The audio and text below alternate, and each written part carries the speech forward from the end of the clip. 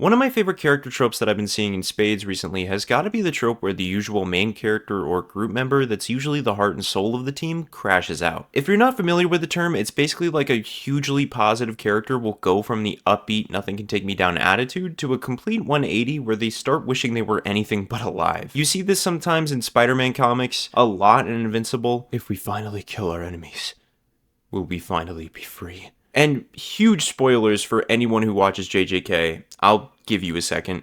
But this happens in the worst possible way to Yuji Itadori. I can name a lot more characters that have lost what made them who they were in the beginning because of them facing such insurmountable loss or tragedy, but a character that quite honestly fills me with the most sadness for how awful things turned out has gotta be the Last Ronin. To leave you with a little bit of suspense if you have no idea who the Last Ronin is the last survivor of the Teenage Mutant Ninja Turtle family, which is like the single worst possible outcome for the TMNT whatsoever. Akin to the Old Man Logan comic where the villains essentially won killing all heroes, the Foot Clan won in this scenario exterminating the TMNT and turning the entirety of New York into a synthetic dystopia. It's really only through sheer chance in the end that one of the turtles would be left standing, one they had forgotten to finish off. One left with a chance to exact vengeance for his fallen family. Carrying the mementos of his fallen brothers, the Last Ronin sets out on a path of revenge, willing to die getting it. It's a hell of a comic with a strong hook that leaves you with several questions like, which turtle is the Last Ronin? How did each of the turtles die? What led up to everything going horribly wrong? And can the Last Ronin even accomplish his hopeless mission to obtain justice for his fallen family and friends? All questions you have to sort of puzzle together the further down the rabbit hole you go down. Now, my first introduction to the TMNT I'd have to say would be the show from 2003. When I look back, I have such an appreciation for the animation and voice work that went into this show,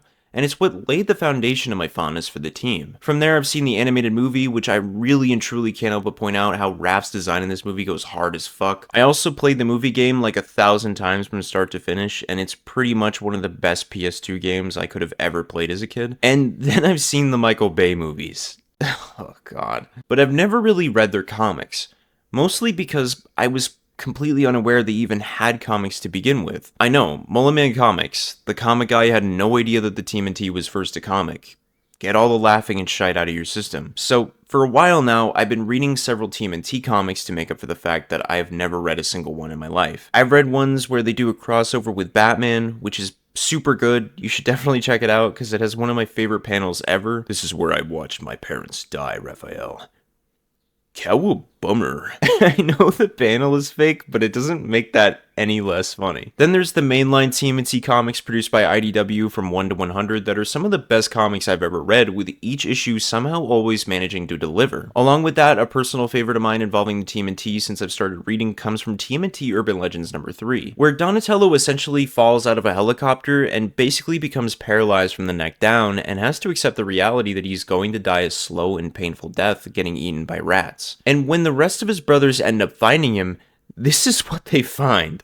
It's honestly such a brutal read, witnessing Donatello struggle with the reality that he can't escape this situation because he's just simply trapped within his own body. Now, the reason I'm talking about all these other TMNT comics is because they're what I leapt over to after reading The Last Ronin, as The Last Ronin was my very introduction to the TMNT comics. I still remember back in late 2020 when the first issue came out with so much mystery behind it going in. Meeting a turtle all in black holding each weapon his brothers used, like Donnie's staff, Leo's swords, Mikey's nunchucks, and Raph's sais. And in most of the promotions for the series, it isn't really clear who the Last Ronin truly is. I mean, I guess out of all the turtles, you can rule out Franklin the Turtle. Oh, brother, this guy stinks! That joke was a lot funnier in my head. But in many different covers for the series, especially for the first issue, the Last Ronin is drawn sporting each of the weapons and even some of their colored headbands. I remember before going in that my guess was that it had to be Raph, because to me not only was he my favorite, but he seemed like the only logical answer because he was the only one that I ever thought would be the one to outlast everyone. Since with a lot of the promotional art for The Last Ronin being red and with the grittier take, I thought, who fits that role of seeking revenge willing to die getting it more than Raphael, but I'm curious to hear what some of y'all thought in the comments. Now, since the story's release, it's garnered massive praise, with a video game about the comic coming out possibly in 2026, a channel called Speedokagan created a phenomenal animated short for The Last Ronin, an announcement was just made that there's going to be a movie set to release sometime in 2026, there's also a new series called The Last Ronin: The Lost Years that expands the lore even further in this desolate timeline that I may or may not go over in a future video, and now if you take a walk over to the book aisles in Walmart or Target, you'll even find the complete graphic novel there. That to me is pretty darn special because The Last Ronin definitely deserves its praise, and I've been wanting to make a video about it for some time, so I thought, why not now? So without further ado, let's get this show on the road and finally go over The Last Ronin.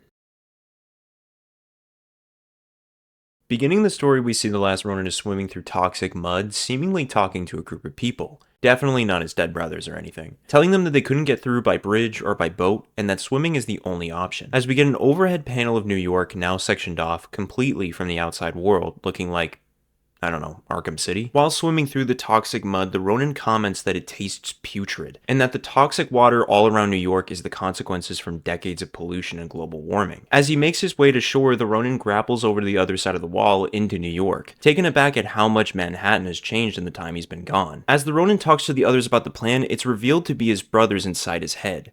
He's like a little bit tapped in the head, but I mean, who wouldn't be if they lost their entire family? So since the Ronin can't exactly take a taxi to where he needs to go with cameras and foot ninjas all around that could spot him, the Ronin steals a nearby motorcycle from a girl we'll get more acquainted with later, setting off to the Foot Clan tower hidden in plain sight. Once at the base of the tower, the Ronin decides to go in like a bat out of hell, causing an explosion to blast himself high above into the air to maneuver himself inside the building. Climbing through most of the levels, the Ronin climbs out of a nearby manhole, which inadvertently sounds an alarm, leading to security covering the Ronin on all sides, giving him no choice but to stand his ground and fight back. It's only after defeating the security robots, the Ronin finds that the Foot Clan ninjas have all been turned into synthetic ninjas, coining the nickname Sinjas. With an awful lot more Sinjas gaining on the Ronin's position, the Ronin leaps off from the side of the tower, landing gracefully atop of a flying police car and taking the wheel, managing to crash land near the very top of the tower unscathed. While inside his head, his brothers critique his performance, telling the Ronin how they would have done this mission so differently. While causing a ton of chaos outside, leaping from floor to floor, the grandson of Shredder,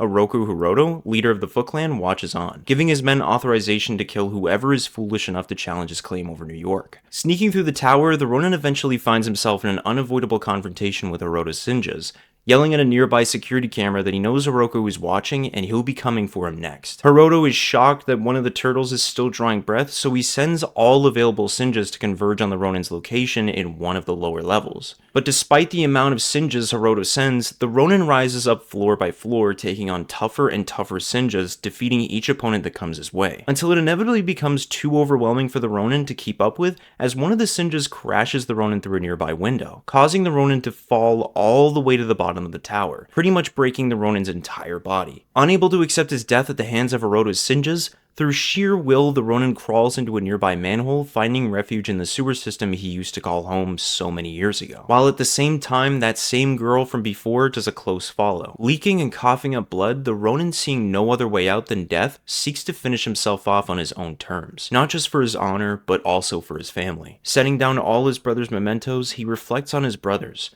how they were always so different, yet so much alike, saying he misses his brothers so much. He misses his father, and more than anything, the Ronin wanted to make him proud by securing justice for his fallen family. But in the end, he was too little too late, apologizing to his father before enacting seppuku. However, before being able to go through with it, the girl stumbles upon the Ronin, stopping him as he blacks out due to blood loss. Upon fading, the Ronin is brought to a time before everything went horribly wrong. The Ronin completely confused, his brothers tell him that he's still got plenty of work to do, as the Ronin awakes to an old friend at his bedside, April O'Neil, relieved to see the Ronin awake, as she then questions him, saying, "Who were you talking to?" Michelangelo. The wise guy is Michelangelo. Yeah, the Last Ronin is Mikey, and I'm not gonna lie to you, this really caught me off guard when I was first reading. And if it also wasn't enough, literally in the next chapter, we find out which of the TMNT was the first to fall as April cries herself to sleep. Thinking back to when times were simpler, as April and Casey work up a nice dinner for themselves and the Turtles to announce their engagement. Until Raphael comes bursting into their apartment covered in blood, clearing the entire kitchen table so that the other Turtles can properly take care of Splinter, who's in critical condition. Bleeding from pretty much everywhere, they place Splinter on the table as April tries to get Donnie to compose himself so he can help patch up Splinter, while Mikey fills in Casey on how they were leaving the sewers and everything was normal till they were jumped by the Foot Clan. Raph by this point is super bloodlusted, wanting to show just how big of a mistake the Foot Clan has made tonight, hurting their father, until Leonardo reunites with the group telling Raph to stand down. But despite his brother's command, seeing his father bleeding out, unable to do anything, his anger gets the better of him, going out on his own for revenge. I think from this you can kind of understand why I thought Raphael was the Last Ronin, but carrying on. April, shaking off the memory, picks herself up from her bed as she puts on her prosthetic arm and leg to see how Mikey is recovering. While Mikey is lighting matches till they reach the end of his fingertips to feel anything, thinking back to the day Raphael died. Jumping all over the city in search for the Foot Clan, Raph picks off straggler after straggler, interrogating each of the ninjas till he finds the whereabouts of their leader, Karai. While over with Karai, she lays into her disciples about how they failed to finish the job killing Splinter, and that it will surely lead to their clan's demise. While not even seconds later, Raph starts ruthlessly murdering each foot ninja that gets in his way of killing Karai. At first, Karai tries sending all of her men towards Raph to tire him out, but after Raph makes clean work of everyone who comes his way, Karai finally steps in to take on Raph herself. The fight is a brutal one, with many vicious blows stricken on both parties, till the fight eventually escalates into the river, where they both slowly sink down together, stabbing each other to death, ending the bloody battle with Raphael sinking into the abyss of the river, while Karai is saved by one of her disciples, yet only to remain in a vegetative state forever. Soon after remembering Raphael's demise, April comes to visit Mikey, already making an astounding recovery. Mikey comments on how happy he is to see April alive and well, while April takes notice of Mikey's mutation, making him bigger, stronger, with the added ability of accelerated healing. Yet Mikey cannot remember how he managed to get himself back to the lair. That's when April starts yelling for Casey to come out for breakfast, which gives Mikey a bit of a heart attack at first, thinking he's still alive, till April's daughter named Casey after her late father shows up. They kinda already met before when Mikey tried killing himself, but they both just kinda leave that in the past and reintroduce themselves, with Casey ecstatic that she finally gets to officially meet one of the Teenage Mutant Ninja Turtles. Meanwhile, at Oroku Tower, Hiroto trains relentlessly, preparing for a showdown against the Ronin. Yet in the way he fights, he's shown to completely lack skill as his men repeatedly beat him. You'd think he'd be the top dog since he basically runs New York, but that's not really the case here. The only reason his men even still follow him is either through respect of Hiroto being the Oroku clan leader, or they respect Hiroto out of fear. Because whenever Hiroto loses, he ends up either brutalizing his men or he tortures them by feeding them to his crows. Hiroto's not really a guy that makes an effort to improve morale within the clan whatsoever, really only doing anything so long as it benefits himself, and his ego only gets worse from here. Back with Mikey, after enjoying some breakfast, getting caught up in the brutal state of New York, Casey tells Mikey in private that she always looked up to the Turtles like they were storybook heroes. She trained relentlessly since a child in martial arts, watching old martial arts videos, reading martial arts textbooks, doing just about anything to be well-rounded in combat. And after giving Mikey all his belongings back, she nervously asks Mikey where he's been all this time New York's gone into the crapper, where Mikey explains that when everything went wrong, he ditched Manhattan and fled into the mountains, which kinda turned out to be a bad idea, since being cold-blooded didn't really mix well with the snowy terrain. All Mikey could do was find some place to die, yet his body wouldn't let him. For days, weeks, he suffered, until he began to hear voices telling him that his destiny wasn't completed, that he couldn't die just yet. Over time, the mountains became warmer, offering Mikey proper sustenance, and with time, he began to look deeper into his own soul, feeling like the only way he could achieve his destiny was somewhere in solitude, achieving enlightenment. Mikey sought to remove himself from the world, but the world had other plans, reaching out to Mikey, and not in the fun kind of way. More like the "we want to kill you because you're a 7-foot tall fucking turtle" kind of way. So through many rigorous beatings Mikey went through, all for the sake of inner peace, something eventually snapped in Mikey. Defeating the people who tormented him for years just for fun, it gave Mikey a reason to believe that his destiny wasn't to find inner peace, but to resume his quest in claiming justice for his fallen family. Traveling across the world and studying his father's journals scribed with all forms of martial arts, Mikey trained and trained for the day that he, the Ronin, could restore his family's honor. It was only after Mikey felt that his training had reached its end where he could finally return home to fulfill his destiny to kill Hiroto Oroku. After telling Casey his story, she wonders what the end of Splinter's journal means by the phrase, "no peace," to which Mikey says that it means he's still got plenty of work to do. Meanwhile, April is seen opening up a safe, revealing Honeycutt's head still intact. Honeycutt's like a super intelligent robot guy, if you have no clue who he is. Flashing back to after the events of Raph's death and Karai no longer being able to lead the clan, the Foot Clan have basically no other choice than to appoint their last heir to the family name, Oroku Hiroto, as leader of the clan. With Hiroto's first act as clan leader following Shredder's death, the senseless war against the Hamato clan,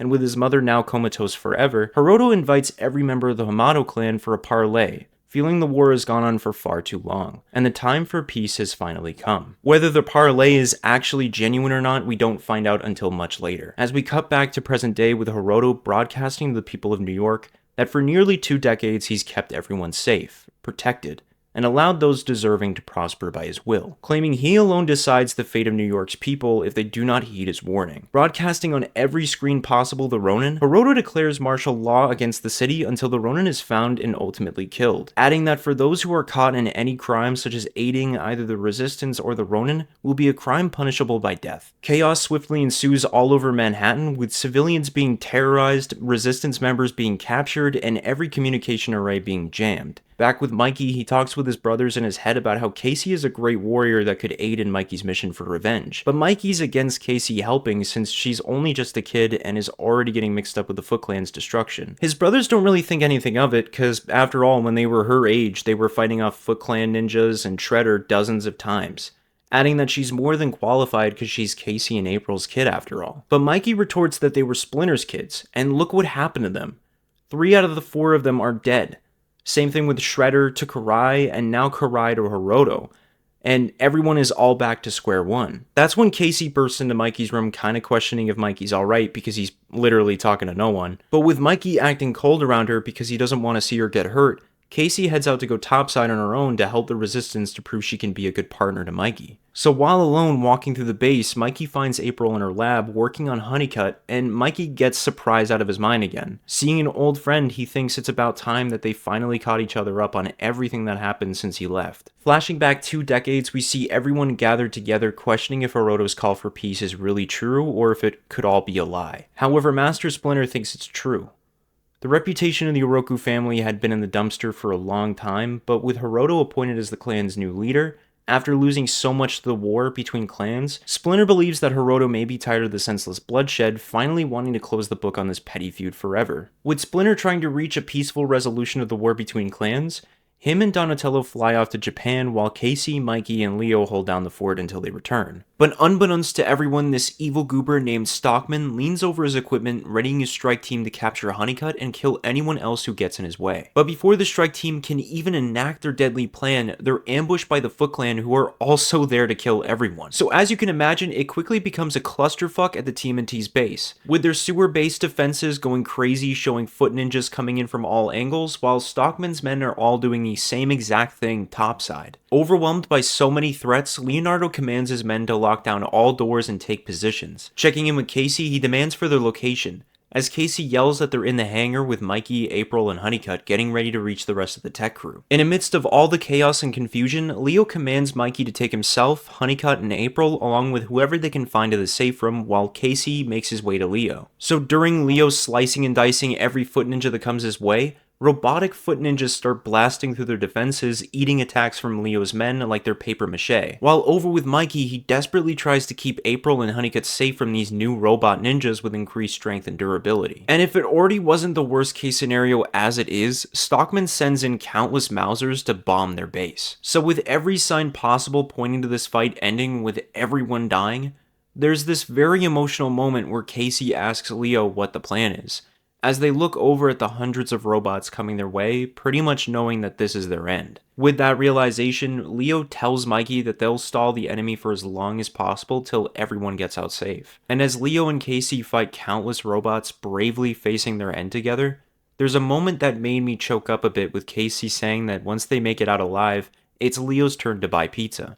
with Leo adding that if that's the case, he'll pick ham, pineapple, and jalapeno for the toppings. Through all the destruction, Stockman realizes that he'll never get Honeycutt even if he does somehow manage to kill everyone. So he thinks that if he can't have him, no one else can either, eviscerating the entire base, killing Casey and Leo in the process. During the time Mikey and April went over how they pretty much lost everything, April had been drawing blood from Mikey to run tests to see what his advanced mutation is doing to his body. April tells Mikey that she isn't sure, because she's been afraid to reactivate him ever since Stockman attacked, fearing he'd return to finish the job. To which Mikey asks how April ended up like this after the base was destroyed, where she explains that after the dust settled, a rescue team pulled her out of the rubble and got her into a hospital, where she woke up to find her husband and friends all dead. She had lost an arm and a leg, and on top of it all, she found out she was pregnant. She ended up staying at the hospital for a long time, going through tons of physical and mental therapy. And once she was all set to check out, she more or less hid underground with her kids since it was the only place she ever really felt safe after everything that had happened. After that, some guys from the old crew they assembled found Honeycutt's head and gave it to April, going on to fight against Hiroto while he was taking over New York. But one by one, they all either died or simply gave up.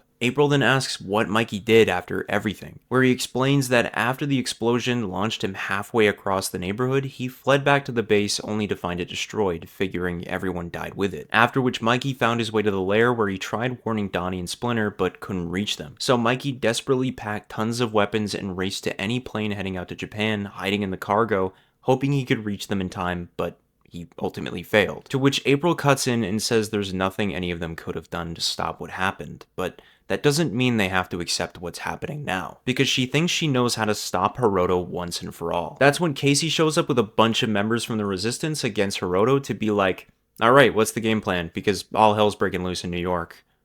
6 Shades, by the way. Because all through New York, Sinjas are attacking innocent people in search of the Ronin, and now Hiroto's ego is at the highest it could ever be. Seeing the chaos and destruction caused by his word alone, he starts laughing maniacally, calling the people of New York insects, begging to be crushed by a giant like him, claiming that he alone is the honored one.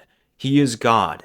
He is immortal, before tripping over his own feet, almost falling to his own death, if not for Sinjas catching him in the nick of time. So while that guy in the meantime is tripping the fuck out on whatever god knows he's on, everyone back over at the lair are arguing back and forth on how either Mikey made everything worse by coming to Manhattan, or how an assault on Hiroto is hopeless, or how they can actually save New York if everyone just works together, until April tells everyone to shut the hell up because she's got a huge room full of dozens of armed vehicles, where she basically admits to everyone that she's been planning and building for over 2 decades till the right opportunity presented itself for them and the Resistance to finally even the odds. Yeah, we're smack in the middle of a gunfight with Mikey, Casey, and the Resistance pinned down under heavy fire outside of Stockman's base, as Mikey tells everyone to stay behind while he finds a way to breach the base without any more needless death. Pushing forward, he takes down several robots, thinking to himself how this plan is the dumbest thing he's ever tried to pull off, but killing Stockman is essential to stopping Hiroto and saving New York. And amidst Mikey fighting dozens of Stockman robots, Mikey ends up getting a little too cocky and gets pinned down until he's saved by Casey right at the last second, where Mikey gets a little upset and criticizes Casey's lack of discipline, but commends her for her initiative and thinks back to his time preparing her for her battle. In training Casey, Mikey found her to be well-rounded in most styles of combat, but one thing most of all that needed to be tempered was her rage, as Casey would let her rage control her in battle, which Mikey saw as a reminder of his brother Raph. So for her to not share the same fate as his late brother, Mikey agreed to be Casey's sensei, in hopes to pass down all his knowledge to her to make sure that she not only survives the coming fight, but to pass his teachings on to the next generation. After teaching Casey her first lesson to control her anger, Mikey has another LSD flashback to his time after his whole family died arriving to Japan. Kinda meta when you realize we're now inside of a flashback inside of another flashback of a flashback, but upon landing, Mikey ditched the airport and headed for the countryside to find the Hamato clan, going off of nothing but a few old stories and a crappy map. Pushing himself for days, Mikey eventually found the Hamato clan, and upon entering their domain, Mikey met with the clan leader Shinchiro, begging to know where and what happened to his father and brother. At first, Shinchiro tried avoiding the question, but witnessing the sadness in Mikey's eyes, he began telling Mikey that there are people, creatures, teachers, warriors, heroes, and legends Your father, Master Splinter, was all of these. As he recounts to Mikey of the time Master Splinter and Donatello arrived at Japan in hopes of achieving peace with the Oroku clan, completely unaware that their family had been secretly attacked already. The next morning, the Yamato clan, alongside Splinter and Donnie, braced themselves for a possibly rocky confrontation with the Oroku clan to reach a resolution to the war. Approached by an ambassador for the Oroku clan, he attempts to start the parley with Hiroto nowhere in sight, causing everyone to raise their guards even more. Upon further waiting, Hiroto eventually arrives with a whole army backing him as he mocks Splinter, calling him a filthy rat while asking if he has heard from his family in New York since landing. Splinter, already kinda knowing that the parley was all a ruse, slices the heads off of Hiroto's ambassador and his guards, initiating an all-out bloody battle between the clans. So with both clans converging on one another, Donnie pretty much says that he knew from the start that they shouldn't have trusted this call for peace, but there isn't anything else they can do for now other than fight. With that, Master Splinter and Donnie kill Foot Ninja after Foot Ninja, each more brutally than the last. And with Hiroto's numbers dwindling, in a last-ditch effort to seize victory over the battle, he calls upon his archers and yells loud enough so that Splinter can hear that his and his entire family's time on this earth is through. Everyone you've ever known and loved is gone. Splinter, overcome with the news of his family's demise, feeling as though he had nothing left to lose, Splinter challenged Hiroto to a one-on-one duel to settle the war once and for all. But with Hiroto being a coward, he decided to hide behind his numbers. Thus, Splinter, along with Donatello, pushed towards Hiroto, falling under his trap as Hiroto would give the word for his archers to fire, raining down hundreds of arrows, killing the both of them, as Hiroto would soon after claim victory over the battle. After hearing of his father and brother's demise, Mikey felt more alone than ever, turning towards the mountains and just began walking. And the rest is history. April was kinda just there the entire time Mikey recounted his time leading up to him becoming the Ronin, and says that she's glad he came back despite how wrong everything's gotten. Happy that Mikey has begun connecting with Casey. Yet Mikey feels ashamed of April for hiding the fact that Casey has enhanced abilities no ordinary human should have, assuming April injected Casey with the same stuff that made him who he is. But April confesses that she's been enhanced since birth due to April's lifelong exposure to the TMNT, telling Mikey that Casey knows she's different but doesn't know everything, with the two of them vowing to keep it all a secret till the time is right. Rallying together the resistance, they plan their best approach to destroy Stockman's fortress by entering from the beachside at all sides to lay cover fire, so Stockman won't really know where the real threat is. Catching up to present day, their plan to come in from all sides, destroy the gun towers, and enter through the air all turn up as a whopping failure. But with Mikey running around the fortress taking down key points, it almost makes up for that fact, making way for the next step of the plan. The next step being April riding headfirst into Stockman's base to absorb enough power from the nearest generator to reboot Honeycutt so he can hack into Stockman's robot army and simultaneously shut down everything, taking down both Hiroto's and Stockman's robot armies, leaving them both utterly defenseless. However, if that step doesn't work, they'll resort to plan B and just blow up whatever they can and fight again another day. Mikey thinks the plan is too risky, but he just couldn't let everyone die. Where we go back to present day, showing everyone pretty much all about to die until April bursts into the base a tad bit late from getting stuck at the bottom of the river, detonating a small EMP before Stockman's Mausers could blow everyone sky high. With the time ticking fast before Stockman's defenses can reboot, April rides her AFV into the center of Stockman's base, sticks Honeycutt into the biggest generator of the complex, and as Honeycutt begins to come back online, Stockman rushes towards Honeycutt's head to secure his prize while everyone is distracted, till Honeycutt begins to say quietly, "You shall not pass," rippling massive amounts of electric energy from his head, shocking Stockman to death. Honeycutt shouts, "You shall pay for my family, for my friends, for everything," all before exploding, taking Stockman with him, becoming something of a nanobite swarm in the process, scouring all of Stockman's equipment, shutting everything down, not just in Stockman's fortress, but the entirety of Manhattan as well, inspiring the people of New York to finally revolt against Hiroto's rule and to take back their city, leaving just one final loose end for Mikey to tie up: kill Hiroto Oroku. Returning back to the lair one final time, Mikey makes an effort to gather his bearings while his brothers all yell at Mikey that he's wasting too much time. They have the advantage over Hiroto and that chance is dwindling fast. Yet Mikey is tired of his brother's senseless yapping and telling him what to do, because Mikey didn't just return to gather his bearings but to also say goodbye, because he sees this night only ending one way, as he yells at his brothers that it's worse than they were actually alive, always telling him what to do. And what does he have to show for all their orders and commands? mementos, finally yelling at all of his brothers to leave his head and never come back. As Mikey grabs his father's book, writing one final message before heading out towards his destiny. Now, with New York plummeting into chaos for like the 20th time in 1 week, everyone all over the city, including the resistance, develop a mob mentality, destroying police stations, Oroku establishments, plenty of neighborhoods, and small businesses. Not really the thing that the resistance was fighting for, but before we can even see how this all devolves, Casey gets word that her mom's in danger because the lair is flooding due to the massive power outage. Rushing to the lair, she finds it overflowing with no one in sight. Casey finds Splinter's journal and takes it with her for safekeeping, as she soon finds her mom working hard to stop the flooding. However, with the water pumps rusted shut, there isn't really much that can be done. April tells Casey that Mikey left to kill Oroto just before she arrived at the lair, which pisses Casey off enough to punch and break a concrete pillar, angry that Mikey didn't have faith in her to join and help, especially with her mutant abilities, yelling at her mom that she's known for a long time that she's been a mutant, with April confessing that she was either going to tell her at some point or maybe never, but that she's a mutant because of her mom and dad's long exposure to the TMNT, and Mikey left her because his mission to kill Oroto was a mission he could only embark on alone for his family's honor. With that, Casey heads out to help Mikey before he ends up getting himself killed, where we find that Oroto is absolutely losing it, killing his own men who are already thinking about leaving to save themselves because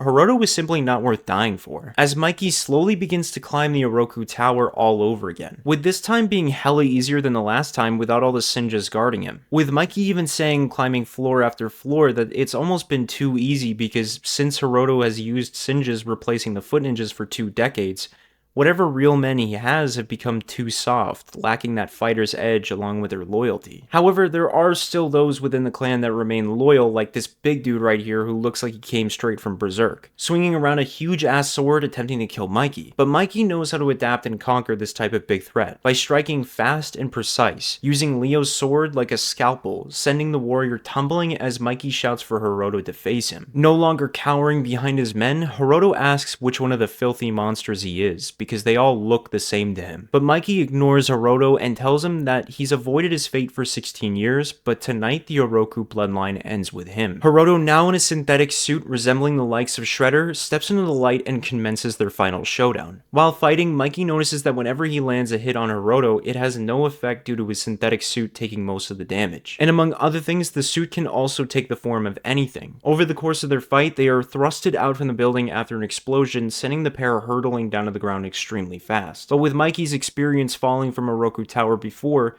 he manages to get back onto the building while Oroto stays lurched onto his back, fighting him the whole way down. Where the two end up falling several stories down, both somehow managing to not break a single thing, continuing their brutal fight. While fighting, Mikey moves at half speed since he literally fell thousands of feet, and Oroto picks up on this, so he begins shredding Mikey into pieces. Pun intended. But one of the coolest things that comes from this fight is Mikey using all his brother's weapons to injure Oroto, like stabbing Raph's sai into his hand, saying it's a gift from Raph, then stabbing Oroto in the side with Leo's sword, and finally bonking Oroto over the head with Donnie's staff as the fight continues down in the sewers. With the both of them injured and bleeding out, now on an even playing field, Mikey starts beating the shit out of Oroto with his nunchucks like he's in the flow state, until April manages to get the water pumps back at their lair working again, causing all the excess water to flow into the tunnel in which they're fighting in, flushing the two of them to the outside of New York into the polluted river. And despite the both of them at this point barely even able to stand, they continue fighting, with Mikey laying blow after blow telling Oroto that this mudhole will be his grave,